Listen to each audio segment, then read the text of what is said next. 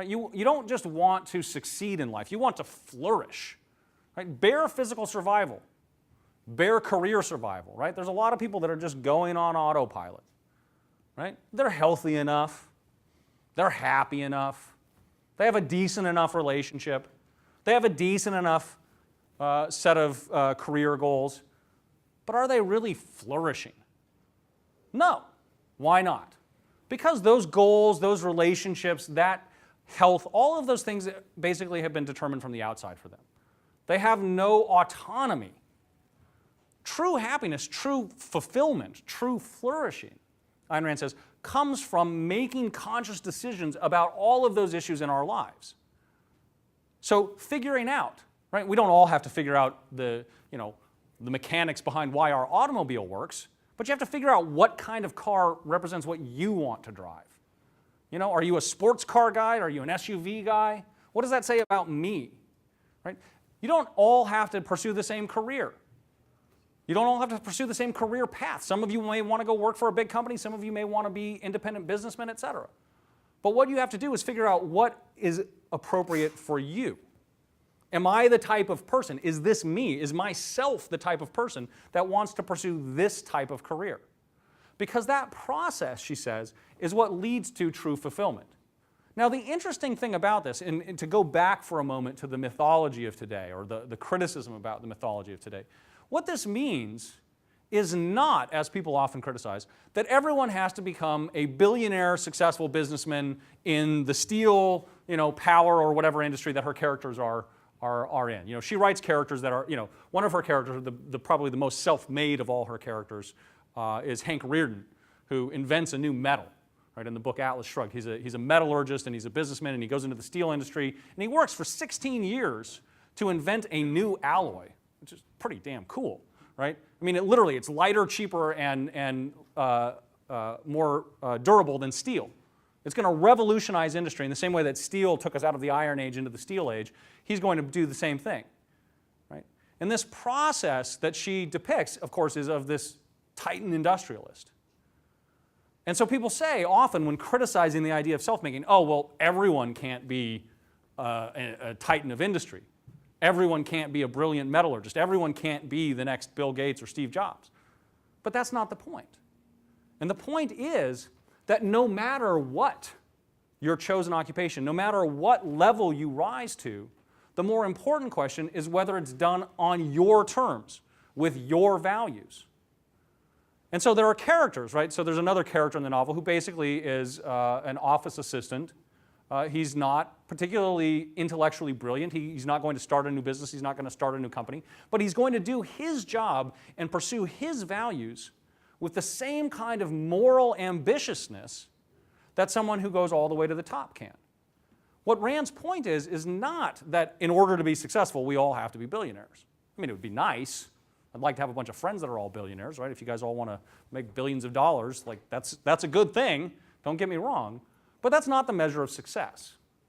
The measure of success, if that's what you want to go for, then that will be your measure of success. But for some of you, the measure of success may be to be successful in my career, to find a good relationship, and to have the best physical development possible, right? You're into bodybuilding, so that's your thing. Some of you may say, I want the best career I can get, but for a while I'm going to pursue another path. I'm going to be a chef. Right? I'm going to do this at home at first. I'm going to try this out. My friends are going to eat a bunch of bad meals for a while, but I'm going to get better and better and better. And I'm going to pursue that as a value, and ultimately I'm going to pursue that so that can be my full-time career. Right? Now, you may or may not make billions of dollars doing that, but it's about the process. It's about identifying what's valuable to yourself that can lead you to success out there in the world and pursue it. No matter what the scope of that is, because the scope of all of these things differs. Just in the sense that I might want to be a world-class athlete. Unfortunately, it's probably not going to happen. I mean, despite what the Huffington Post said during the Olympics, I don't know if anybody saw this. This was a great piece. The Huffington Post had all this Olympics coverage, and one of the pieces that they had was, train like an Olympic athlete. How to. And I thought, if I could train like an Olympic athlete, why am I not an Olympic athlete? I can't train like an Olympic athlete. My body can't tolerate it. I wouldn't be able to do it, right? But within the scope of your ability, If you pursue those values, if you identify and define those values selfishly for yourself, and that you make that conscious, rational process to plan out how you're going to pursue them, that is what true self-making is about. Such that any of us can say, I am my own man. Why? Not because I don't owe debt to anyone, not because I don't have a business that depends upon other people and trading with other people, not because I literally think of myself in a solipsistic way as being divorced from all other people, right? Which is the caricature that the "you didn't build that" preys upon. That's a caricature. That's not reality. Reality is, of course people trade. Of course people have relationships with other people. But when you say, I am my own man, what you mean is, I am my own moral sovereign. I choose who I am. I define who I am. And when I don't like it, I can change it and fix it.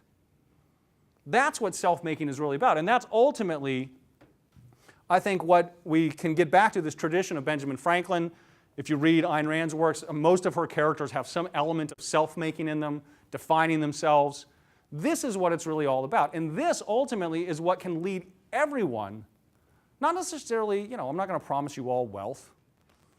I'm not going to promise you all, superior physical development. I'm not going to promise you anything. All I'm going to promise you is that you can say, at the end of the day, I am my own man.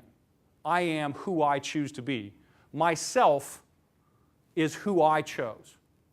So let's wrap up there. Hopefully there's still some time left for questions. Yeah? Got some questions? Couple questions? Sure. Go ahead.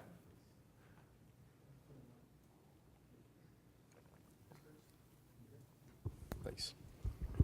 Hi, thanks for your speech. I thought that was very helpful. Well, thank you. So my question is, as a part of being self-made, a lot of times when you pursue a path, you have to not care about what other people think. It might be your family or it might be your friends. But, when do you draw the threshold? Because a lot of times, you could be going down a path and it might not be the right path, and there are people who are wise enough to see that, but you can't see it yourself. How would you balance that indifference factor? Yeah, that's a very, very interesting question. It's a very, very practically difficult question. There is a balance to be drawn between just saying, look, I'm going to define my terms. I'm going to go ahead, full steam, who cares? Other people aren't going to hold me back. And on the other side, say, well, there are people who are smarter, wiser, and more experienced than I am, who are going to be along the way as I'm going full steam, shouting at me as I go by, there's a cliff ahead, right? Now, how does one balance that? I think that the best, just in general, right, because a lot of these might deal with concrete specifics, but in general, I think that the best way of approaching these issues is by approaching them by saying, other people do have value to contribute to my growth. The question is, how is that process defined? Do people make a claim on me, right? Your parents say, oh, but you're hurting the family, or your friends say, oh, we don't want to, we don't like who you're becoming, or whatever, versus people who want to make a trade with you. Right? People who see the value that you're pursuing and want to promote your development. Right? And you can start to see in a lot of general contexts, there are people who make claims on you, who want to hold you back. Right? Those are the people, you don't necessarily just ignore them, but you take what they say and you evaluate it.